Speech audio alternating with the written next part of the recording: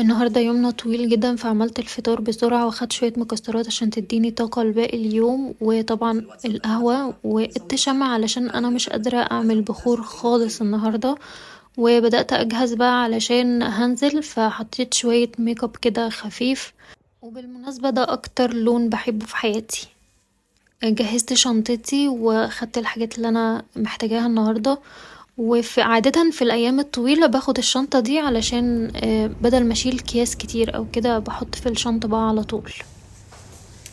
هنا بقى خلاص زهقت من النضارة فحطيت اللينسز. برضو هي نظر، انا متعودة على اللينسز اكتر من النضارة.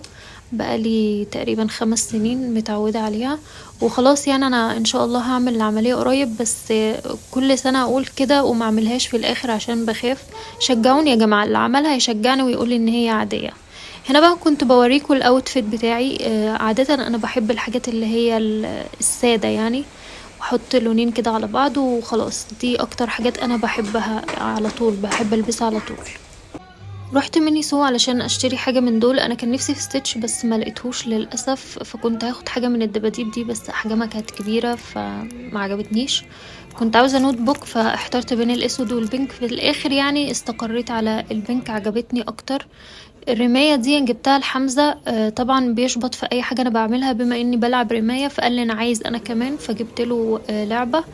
رحت بقى علشان اشتري القهوة لان انا كنت مخزون القهوة بتاعي خلاص خلص.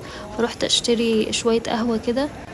عادة بشتري من ابو عوف بس المرة دي قلت اجرب حاجة جديدة. رحت بقى على قسم اللبس، لان انا كنت عاوزة اشتري لبس الازرقات دي القسم المفضل بالنسبة لي. كنت عاوزة اجيب بنطلون، فاحترت بين الاتنين دول، بس الاولاني كان عاجبني اكتر بس برضو مش هو بالظبط اللي انا عاوزاه. هلاقي اللي انا عاوزاه دلوقتي بس قدام شوية. السلسلة دي عجبتني اكتر. كنت محتاجة شوز اسود ضروري فقعدت ادور كده. للأسف انا مش بيعجبني اي حاجة، يعني ذوقي صعب شوية، الحاجات دي هي اللي بتعجبني بس الابيض بتاعتها هي اللي عجبتني اكتر فما اشتريتهاش.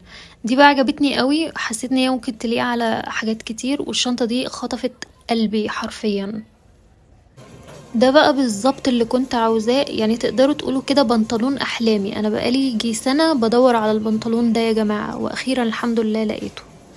عجبتني قوي قوي قوي وحسيت ان انا ممكن اشتريها، بس في الاخر ما اخدتهاش.